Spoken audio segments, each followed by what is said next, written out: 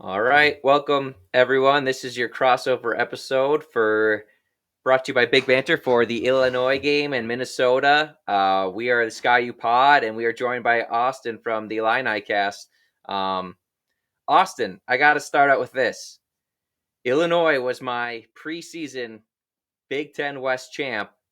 I don't think anyone's more disappointed outside the state of Illinois than I am in how the season has gone so far for the Fighting Illini.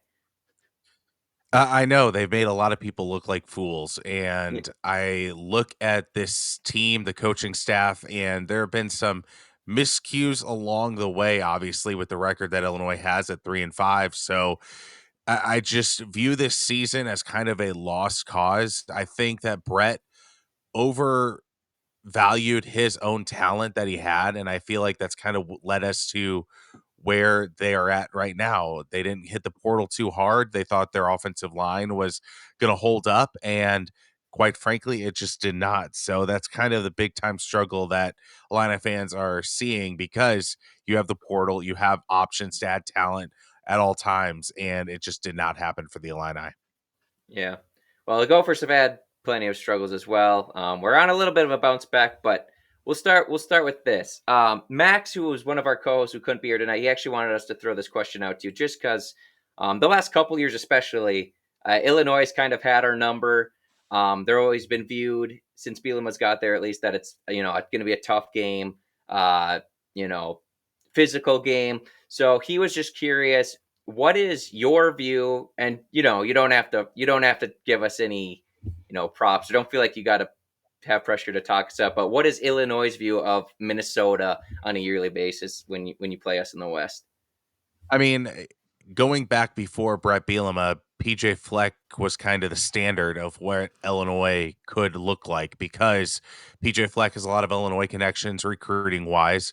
He has a program that is pretty much the Big Ten West kind of identity of run the ball hard, play some tough defense, and maybe get a playmaker or two, and that can change the entire complexion of what a season can look like.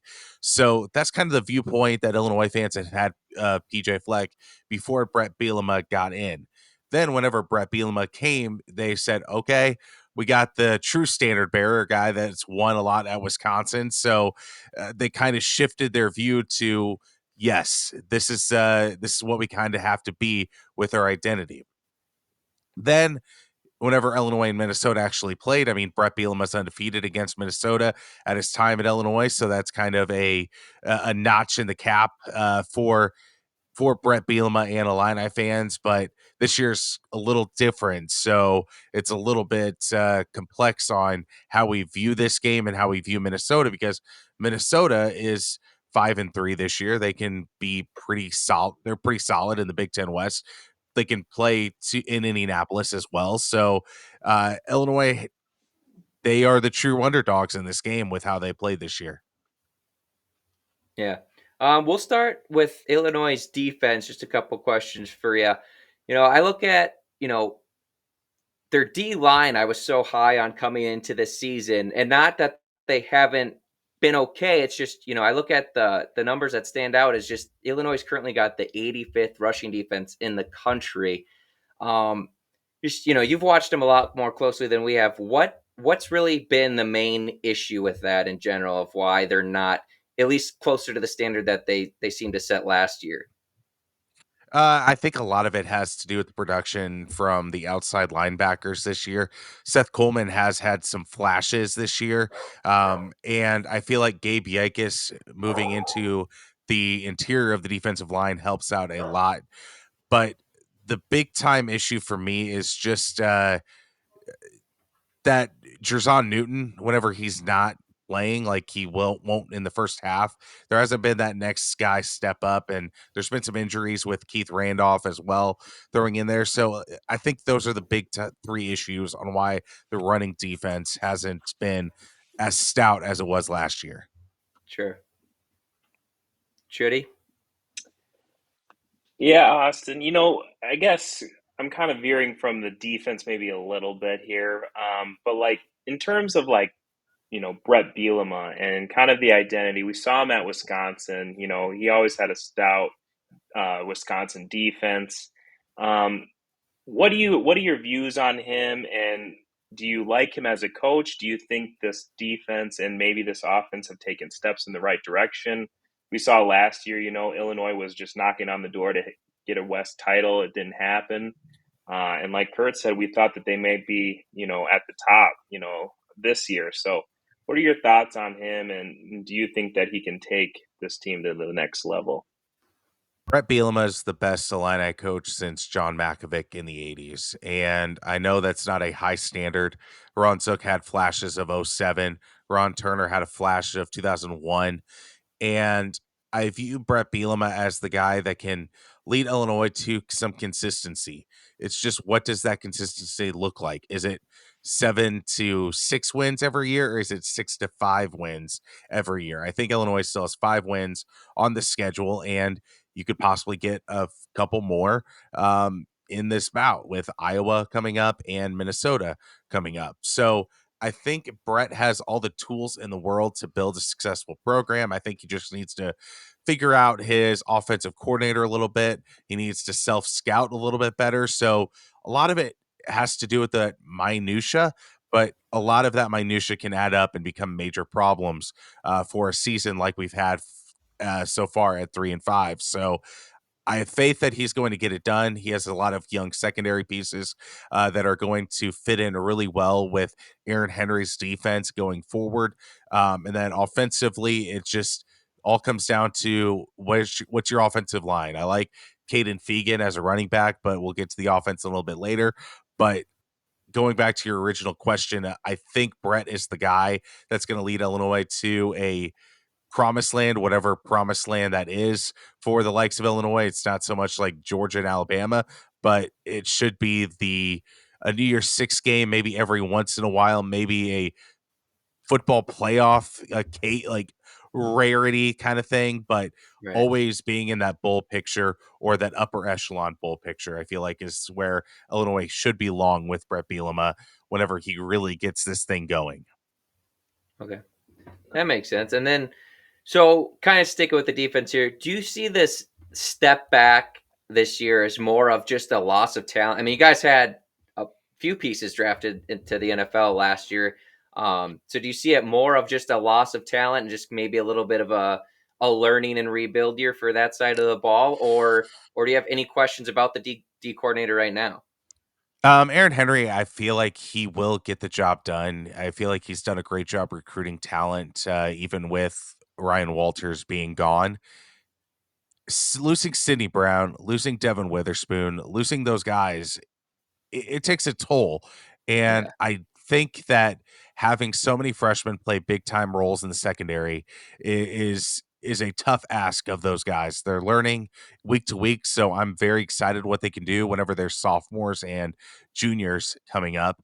And I do think Aaron Henry's the guy. I think it's just a loss of talent and just trying to figure out who you have and what position might fit the best. Because Gabe Yakis, he's moving from offense from the linebacker position to interior defensive line next year, more than likely. So I think that kind of fit and those kind of puzzle pieces are going to start to fit together better next year. Sure. And then lastly, what's just something maybe casual football fans or maybe just Gopher fans that don't get to watch the Illini as much? What's something that their defense is actually better at than maybe that we wouldn't maybe pick out just from looking at the stats leading into the game? I mean, I think you'll see what Jerzon Newton is as a player in this first half when he's not going to be on the field because he got a targeting ejection call in the Wisconsin game in the fourth quarter. So he's out for the first half of next week's game, of this Saturday's game, pardon me. And whenever he's on the field in that second half, you'll see an immediate click of change of what that defense can look like. So Jerzon is going to be a first round NFL pick, and I think he's going to be so exciting to watch on Sundays. He reminds me a little bit of a Gerald McCoy kind of style of player. So uh, if you're not an Illini fan, if you're not a Minnesota Golden Gopher fan, it should be really fun to watch the difference between the first half and the second half of that defensive line for Illinois. Yeah. All right. Nice. Anything from you for on the Gophers offense? Absolutely. I'm not even going to try to say your quarterback's name. I'm just going to call him Ethan the Greek Gopher. Kaliakmanis. Yeah, there you go. Ethan Kalakamanis. Okay. It reminds me of Georgi Vishanishvili of Illini basketball a few years ago. But what are your guys' thoughts on his progression as a passer throughout the time he started out in Minneapolis versus now? Go ahead, Spence. You know, well, I'll say this.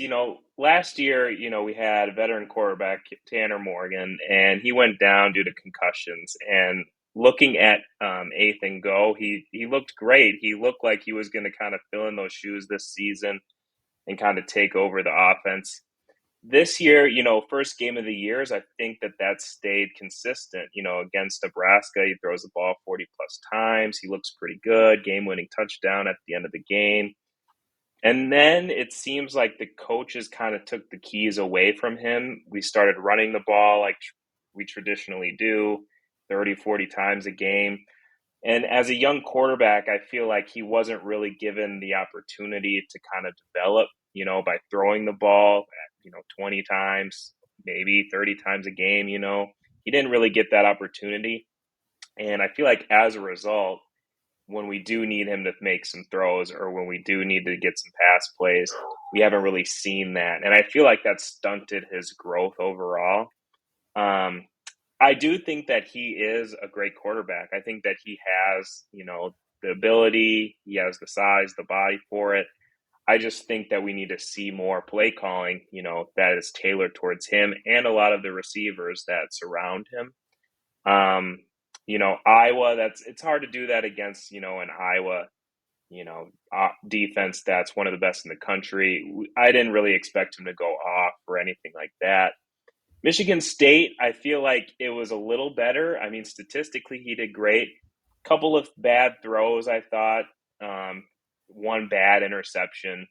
But other than that, I think that those are kind of growing pains. I think hopefully, during this game and for the rest of the season, we kind of see an opportunity for him to throw the ball a little more and to grow by the end of the season. And so I'm confident he'll continue to be our guy at quarterback, and we'll just have to see how this season unfolds. Freshman Yeah. Darius. Oh, go ahead. No, I was just gonna say the only thing I would add to that, it's the frustrating part I think for Gopher fans is just with the new offensive coordinator calling the plays. It's tough to tell right now if it's more of Ethan's struggle or the play calling struggle. And I would agree last game was a bit of a step improvement as far as accuracy throwing the ball down the field. But I think there is a little bit of pressure on Ethan just to perform these last games of the season, just to see if if he doesn't kind of continue to progress, then I think PJ will have some pressure to go out and try and find somebody in the portal. But that was all I was going to add in there. Freshman Darius Taylor, he is the leading rusher for your Gophers, 591 yards, 4 touchdowns. How has that carry distribution evolved from the start of the year to now? Well, it's weird because if PJ finds a hot hand, he's just going to ride that out as long as he can. So Darius Taylor, true freshman, like you pointed out, didn't play at all really in the Nebraska game, first game of the year. He got 1 carry. Played a lot against Eastern Michigan and then against North Carolina, and just kind of just came onto the scene as being the guy. So really, he was the only one getting carries for the most part in that stretch before he got hurt, which has leaned us, on to Zach Evans, who then Zach Evans got all the carries before he got hurt against Iowa. And now they're both kind of banged up. So PJ tends to ride the hot hand, as you saw this past week with our 5th string running back, Jordan Newman, who got 40 carries. But that's always been PJ's philosophy, is he's just going to ride the hot hand of the running back no matter who it is. So, but Darius Taylor is very talented. We're very excited about him. We hope he can go this game. Not sure what his status will be, but when him and Evans are healthy, I think you'll probably see ideally like a 60-40 mix between those two, and maybe a little less from Evans, and you might mix in like the maybe the Newbin now or Sean Tyler if he can not fumble the football. But ideally, I think PJ would like a 60-40 split between our top 2 guys. You look at the young secondary for the Illini, and how are the targets for the Greek Gopher going to be distributed throughout the game, do you think? Well, I think right now the guy that they try and force feed, if anyone, is Daniel Jackson. Receiver number 9 leads the team in receptions and touchdowns and yards. He's a terrific player, was a 4-star out of Kansas when he came here and just done nothing but really improve and really taken over the number 1 spot this year. So they have a few plays drawn up for him. Gopher fans actually kind of like overall our receiver room this year compared to years past. Corey Crooms is a graduate transfer we got out of Western Michigan.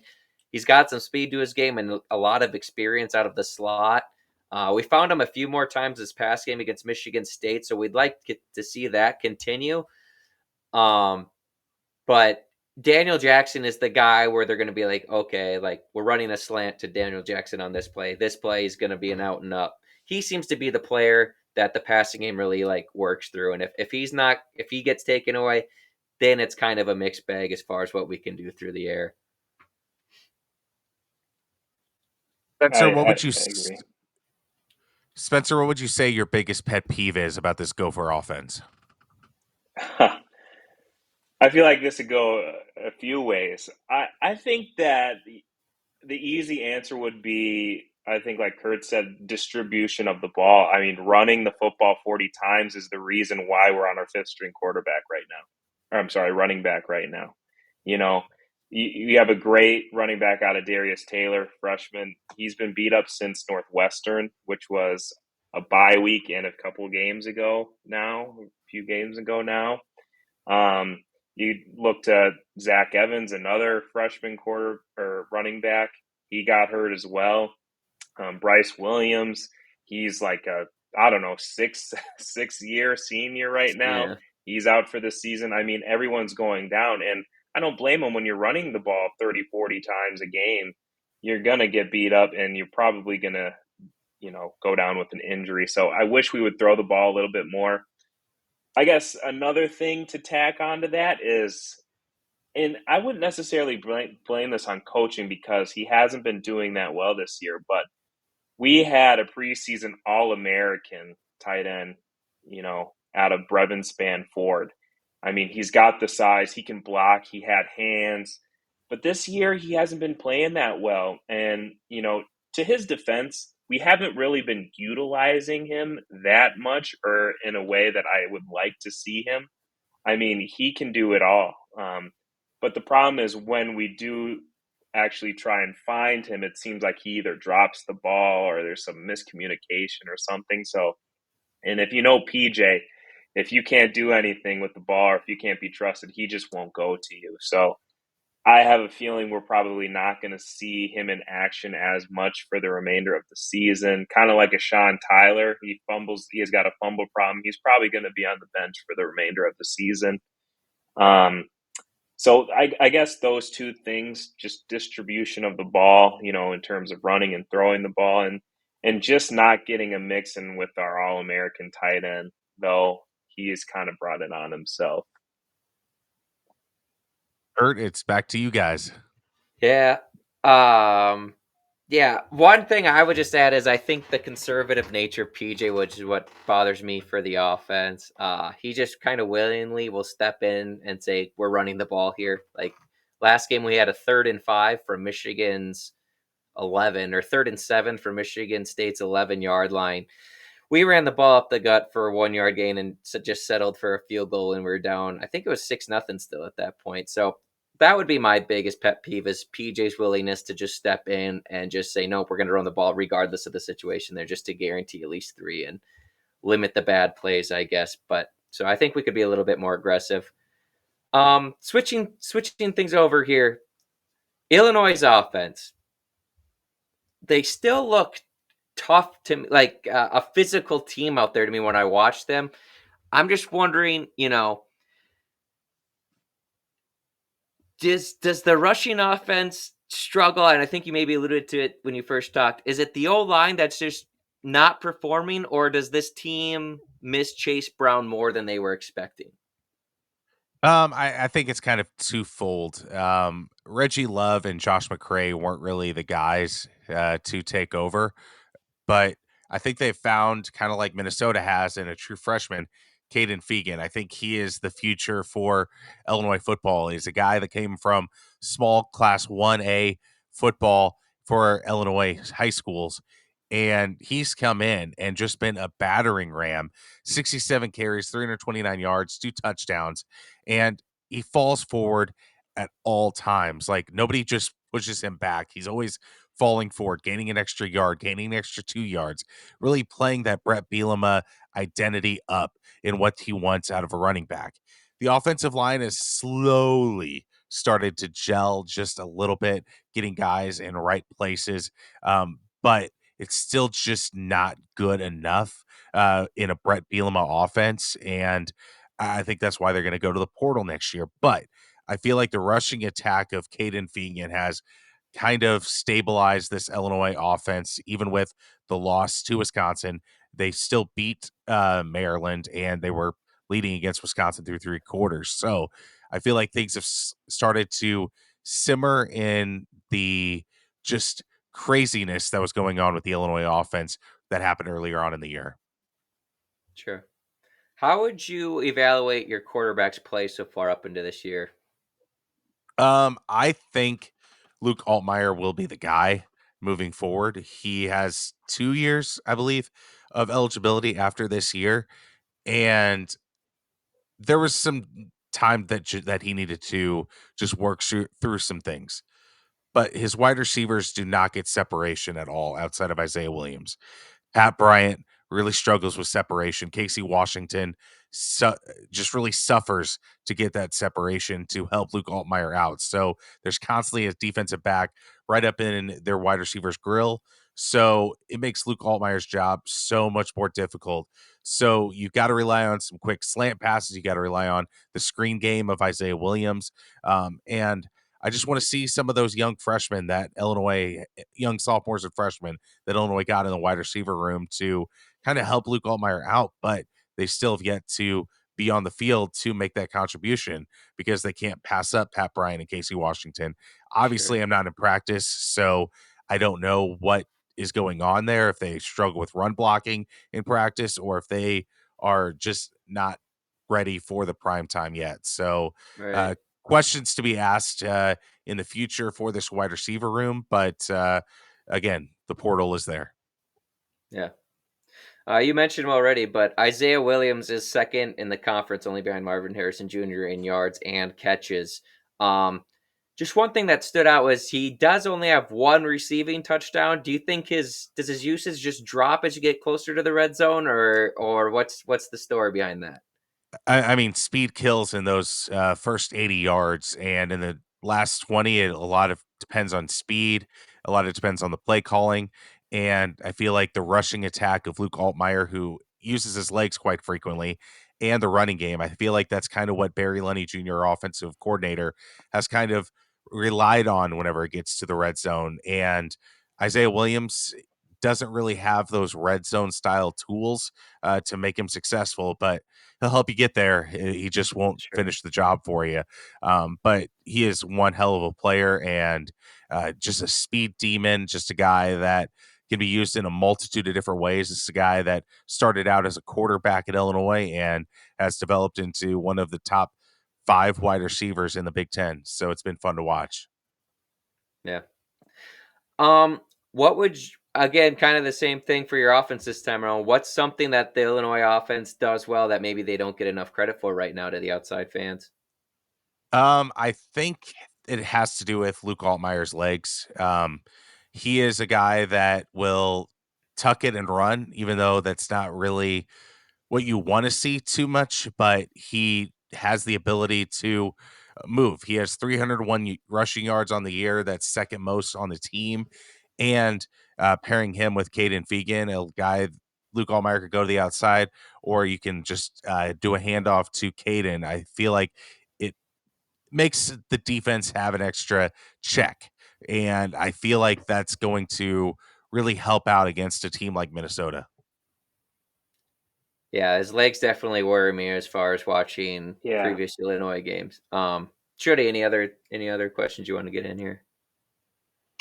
No, I think that addressed it, pretty much. Yeah. Like Kurt said, that's worrisome that he can tuck the ball and run. That's one thing that Gopher defense kind of struggles at. Quarterbacks that get out of the pocket, it seems to it's been killing us this year. So hopefully that can be limited.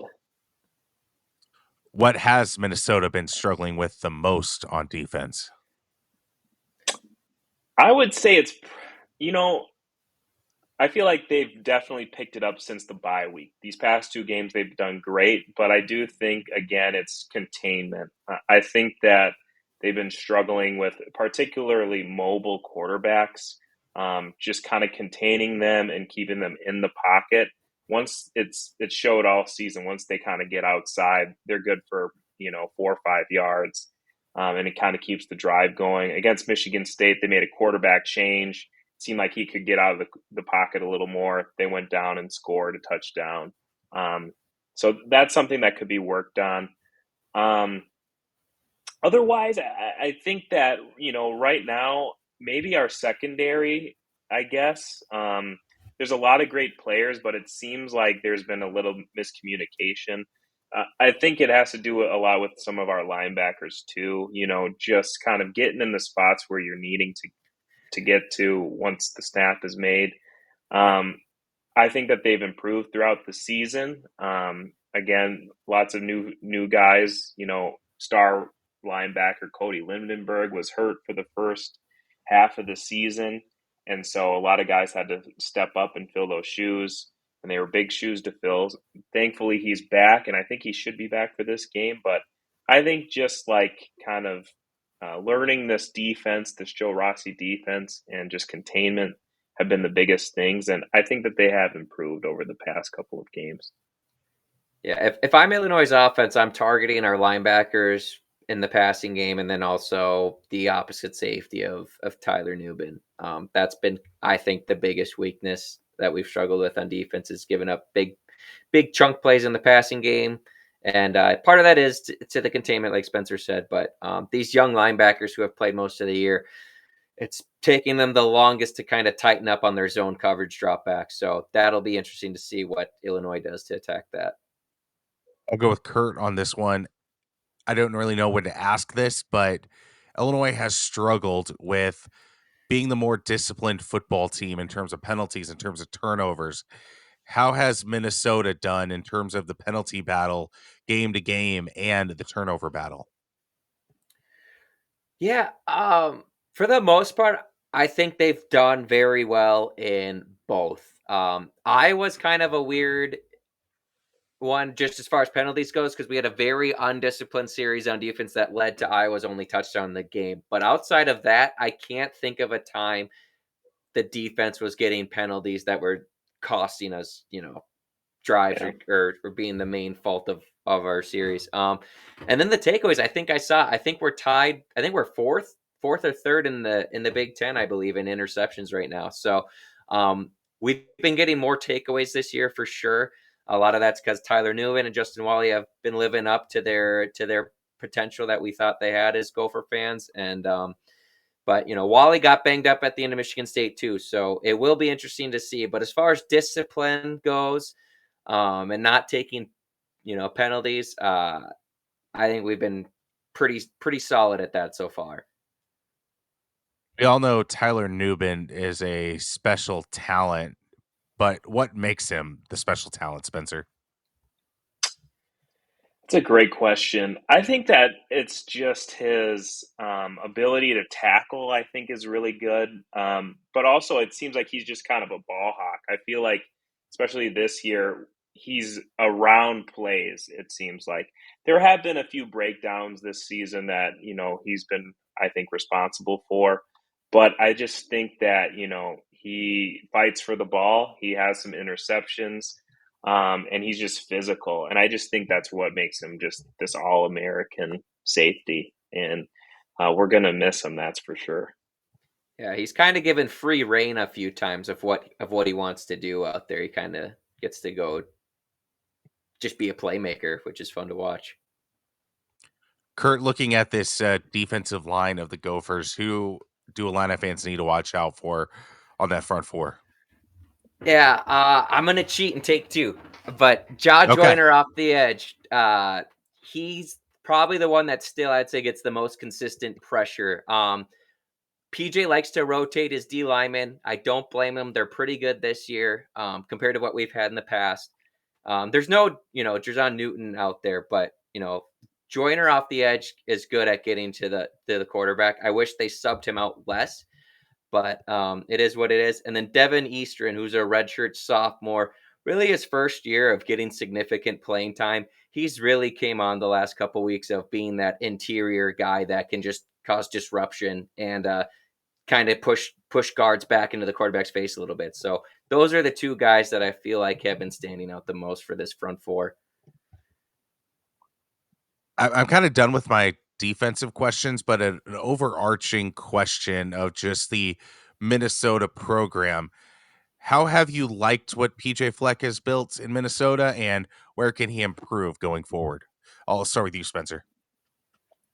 Another great question. You know, I think that he has recruited probably the best that I have seen in my lifetime. There's definitely talent that he brings into this football team. And I do think, he's kind of like this eclectic coach. He's not like everyone's coach, but I feel like to be a part of his team, you got to kind of really, be all in on it, sign up for it. And, you have to be a part of that camaraderie and that culture. And I think that buy-in kind of builds, I guess, team chemistry, if you will. Outside of that, I think that one thing he could work on is I think he's more of that culture kind of coach and kind of unites men, gets them to kind of drink the Kool-Aid, if you will. I don't think he's that good at the X's and O's of football. Kind of like Kurt was saying a little bit before, he has this really conservative nature. He'll run the ball 40 times if it's working. And you shouldn't go away from something that's working, but we should see a little bit more from, the offense. You have a guy like Ethan Kaliakmanis who seems to be a good quarterback, and you have a lot of great weapons around them. Why not use them more often? Kind of see what this offense is about. And so in these big time games, when you need to rely on something else other than running the ball, you have reps to do that and you can make some big plays. So I kind of wish that he would kind of steer away from that conservative nature and just kind of see what talent he has that he's assembled around his football team. Yeah, not a whole lot to add. I think his game management has been questioned by fans for a while, as just takes a lot of odd timeouts and just seems to kind of panic a little bit at times as far as when to take them and when to let the clock run. Um, like I said, like we were down 3 scores to Michigan at the end of the first half, and we had the ball. And he talked about how he was worried about giving them the ball back too soon. Like if we weren't to pick up a first down there, it's like you're down 3 scores, man. No one's expecting to win this game. Just go out there and try and score some points and make it a game. Get back in the game. So just stuff like that. He is pretty reliant on his coordinators, because he's not the X's and O's guys as far as what game plans we come up with and whatnot. But yeah, overall, I've been pretty happy. It's the most consistency we've had in our lifetime at the Gopher program. So definitely want him to stay. Like he says, just change his best. But definitely not on the fire PJ bandwagon of that. We had some Gopher crew chanting after, say, the Northwestern and Michigan game. But yeah, no, overall, I like him. How has Minnesota done in the NIL space, Spencer? Oh, I think, Kurt can talk to this as well, but my perspective is, here in Minnesota, we have a great Fortune 500 kind of, businesses around the Twin Cities here. You got Target, Best Buy, just to name a couple of them. Unfortunately, I shouldn't say unfortunately, we have all this big times professional sports as well. You got NFL, MLB, NBA, NHL. We got a soccer team. You got everything. So I feel like the love is kind of spread thin throughout all of those professional sports. I don't want to say thin. It's spread through that, and then college is kind of just like the leftovers. So I feel like it definitely could be a little better. I mean, if that was the focus here in Minnesota, I mean, there would be so much money available to these athletes. And I think in turn that would recruit a lot of special talent, not just in football, but all of the Gopher sports. So it's an area of improvement. I don't know how that gets improved. I don't know, Kurt. What do you think? Yeah, it's definitely getting better. Like you said, there's a lot of donor potential out there, but if we're being honest, there's a lot of lukewarm Gopher fans where it's not their Yeah, top thing, it's not their top buy-in. So you need a stronger fan base uh, to get that support from a lot of those big donors. So um, that's why it's very important for Minnesota to stay consistent, which is why I'm happy with what PJ's doing. But they've recently launched like this beer now that's being sold at the stadium and that you can buy pretty much anywhere around the state. They're coming out with other products that you can buy that go to the NIL collective. So they're definitely starting to get there to where I think they'll be able to keep up with, like the Illinois and Iowas and Wisconsin, like in that realm. As far as what Michigan and all them are going to bring in, that's a different story where you'll need to get a little bit more. You probably need a few more special seasons to get more hype around the program before that really would ever happen. But it's improving. That's what we can say about it. That's all I got. Yeah. All right. So let's get into it then, fellas. The line has moved. The Gophers opened up as a 4-point favorite. They're now a 2-point favorite. I'll go into my little notes here I have about the game, and then just my prediction. So Newton being out in the first half, as we mentioned for the Illini, going to be huge. Last year, Illinois held the Gophers to a total of 180 yards and just controlled the ball. They had the ball for 40 minutes. I think without Newton, the Gophers will be able to move the ball a little bit more. At least I'm hoping in the first half, and be able to score just enough points and then maybe kind of sit on the ball and wait out the Illini in the second half. We've been pretty good at not turning the ball over, taking out last week. We had 3 turnovers last week against Michigan State. So keep holding on to the ball on offense and taking advantage of no Newton. I have the Gophers winning a tight one, 20-19, beating Brett Bielema for the first time. We're 0-9 all time against Brett Bielema. yeah. I have to agree with everything Kurt said. It's really it helps the Gophs a lot that Newton's out, for the first half. But kind of talking about defensive line, I hope that the Gophers up front will kind of have a great game, put pressure on the quarterback for Illinois, and kind of make sure that he's throwing the ball, kind of force those throws, and maybe generate some turnovers off of that. Win the turnover battle, be physical, and then try and keep the penalties at a minimum. I think will be important as well. Gophers, like Kurt says, have not beat Brett Bielema ever. 0-9 to him. I think this year, in light of the recent win against Iowa, these curses are just kind of going to fade away this year. So, with that being said, I think the Gophers will win this one 21-17.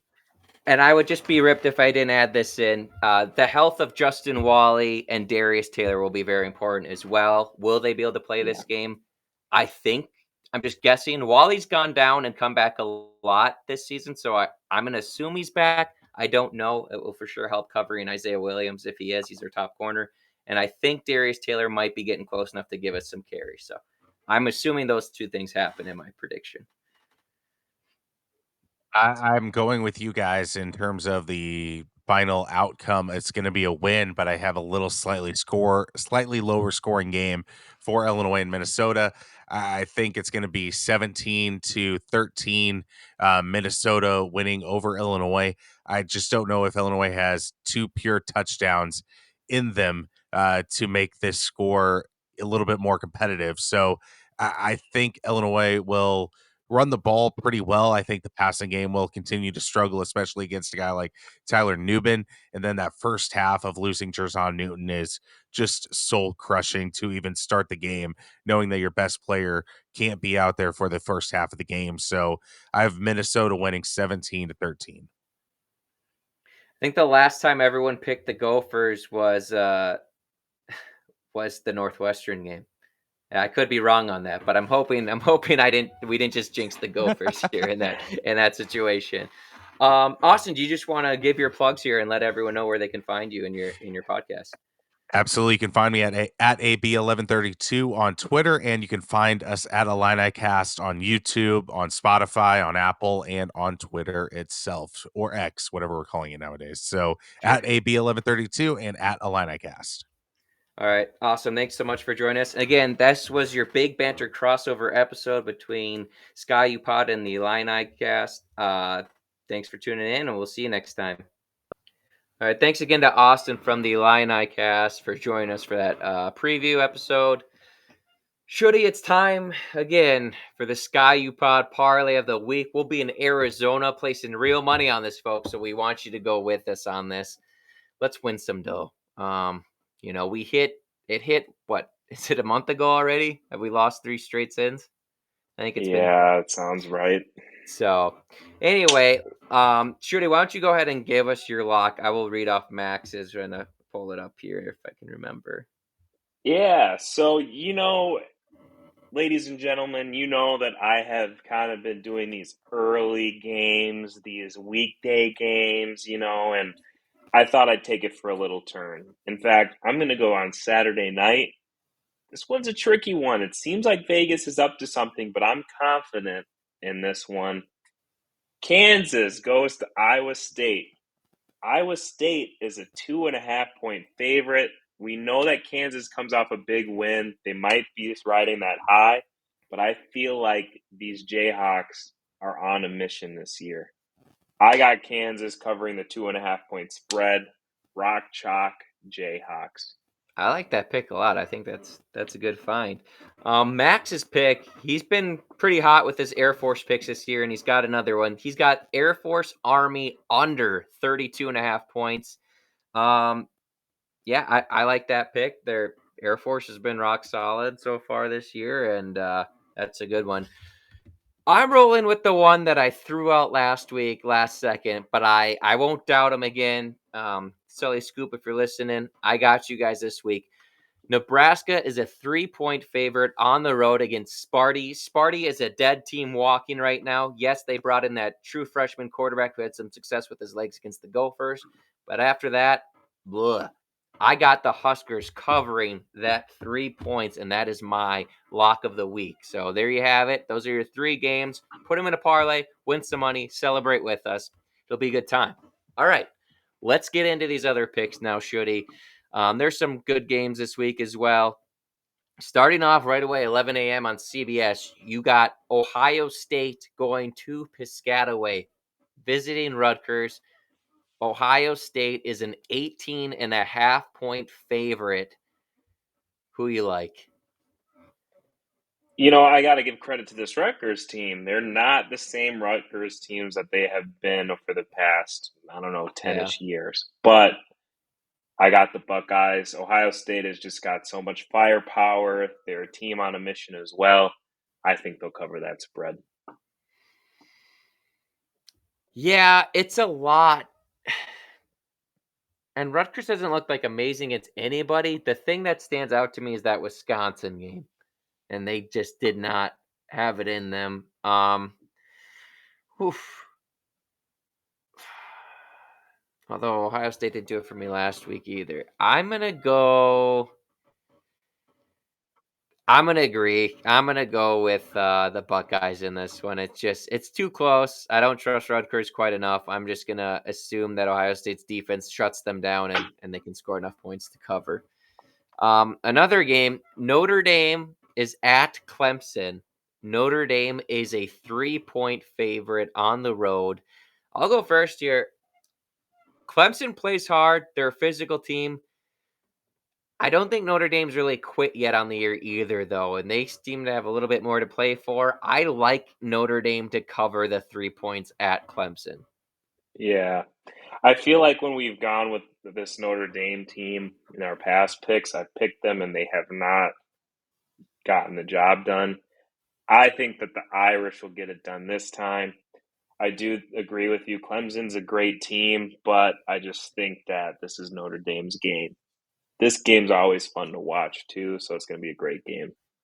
Yeah. All right.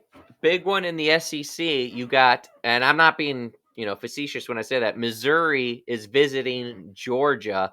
Missouri only has the one loss on the year. They are 15.5 point underdogs against the Georgia Bulldogs. That's on CBS.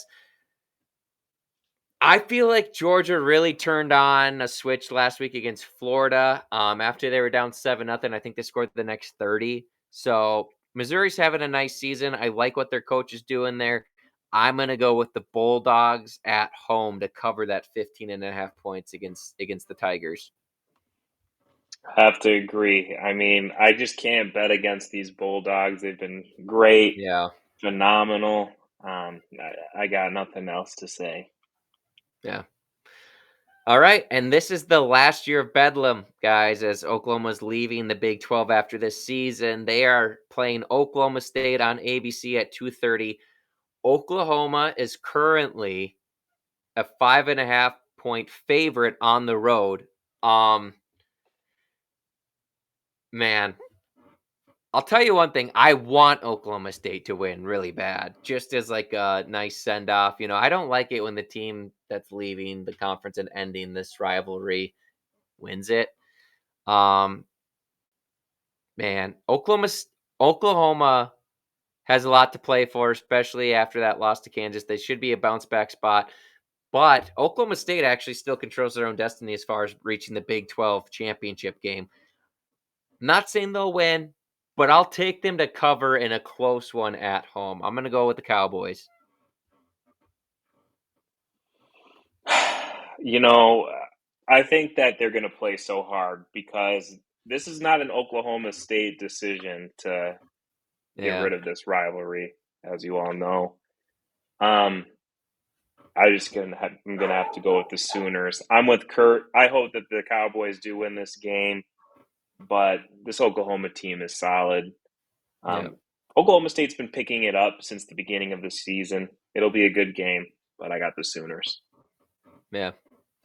All right, over on the Peacock this weekend, you got Iowa versus Northwestern in Wrigley at Wrigley Field. Iowa's currently a 5 point favorite. Over under has gone up. It's now up to 31. It opened at 29.5, which was like the lowest in I maybe ever in modern football time. So that's interesting. I'm torn because Northwestern has shown some fight, but at the end of the day, I feel like the defense for Iowa is just going to kind of eat them. So I'm going to take Iowa covering the 5 points, but that's going to be tough. That's going to be a close game. I think I got lucky last week. I went with Northwestern covering the spread. I don't know if I can say the same. My heart is telling me that, Northwestern's going to win because that would look great for the Gophers, Yeah. but I got Iowa. Yeah. No shame there. All right, moving on. Okay, Washington visits USC this weekend. Um, you know, USC pulled off a late win against Cal in a shootout. Washington, though, since that Oregon game, has really been stuttering, stumbling, I should say. They haven't lost, but they've been playing tight games. USC is a 3.5 point underdog at home. Man, I gotta go with Washington just because their defense hasn't been the one that's been having issues. It's been the offense that's kind of sputtered out a little bit lately. But that USC defense hasn't really stopped anybody. So I'm gonna take the Huskies on the road covering that 3.5 point favorite or 3.5 points. Yeah. I'm kind of looking for chaos in the Pac-12. It's a shame that it's breaking up after this season. I think we're seeing a lot of good football out west, and I think that USC needs to cause some chaos, and I think that they will get it done this weekend. I'm going to go with the Trojans. All right. Hey. Yeah, that'll be a great game. And then another great game here. Last one. LSU taking on Alabama at Tuscaloosa. Alabama is a 3-point favorite. To be honest, I'm going to take Saban. He does very well in revenge games, it seems like. And they're the home team. And LSU's defense has just struggled for the most part this year. So I could see LSU beating them just because their offense is so good. But I'm going to stick with the Crimson Tide in this one. Yeah, I'm gonna have to agree. Last year we saw what happened. I think Alabama is just going to be on a mission, ready to pounce, and I think that they'll definitely cover that spread. So I got the Crimson Tide. All right, that'll do it. That's another episode of Sky U Pod. Thanks for tuning in. If you like this content, please like and subscribe to our YouTube page as well as where you're listening to us on audio. Leave a 5-star review if you like it on Spotify or Apple Podcasts or wherever you're listening. Feel free to share with your friends, and we'll see you next time. Peace out.